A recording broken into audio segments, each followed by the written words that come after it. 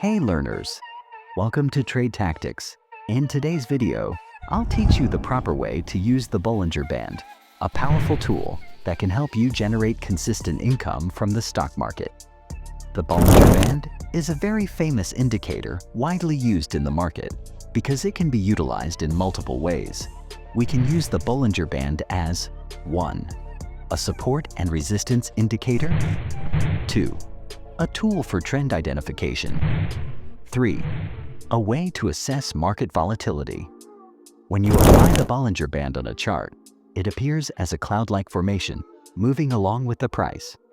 Structure of Bollinger Bands. It is made up of 3 lines. 1. Middle band. This is a 20-period moving average. 2.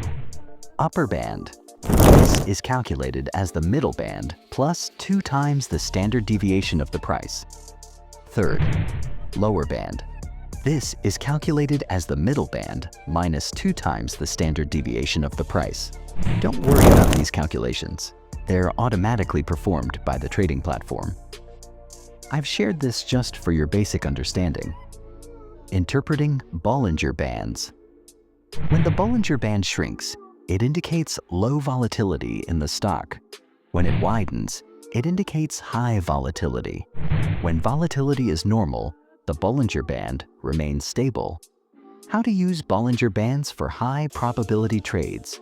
For the next strategy, we'll use the Bollinger Band in combination with the RSI, Relative Strength Index.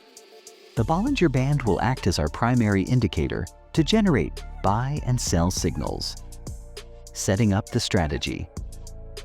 1. Go to your trading platform and adjust the RSI settings. Set the upper band to 60. Set the lower band to 40. Use a 15-minute time frame. Time frame is very important for this strategy. Buy signal 1. If a candle touches the upper band of the Bollinger Band, that's the first signal. 2. Check if the RSI is above 60 at that time. If yes, that's the second signal. 3. Finally, check if the next candle breaks the previous candle's high. If it does, that's the third signal. If all 3 conditions are met, you can place a buy trade. Sell signal 1. If a candle touches the lower band, that's the first signal. 2. Check if the RSI is below 40 at that time. If yes, that's the second signal. 3. Then check if the next candle breaks the previous candle's low.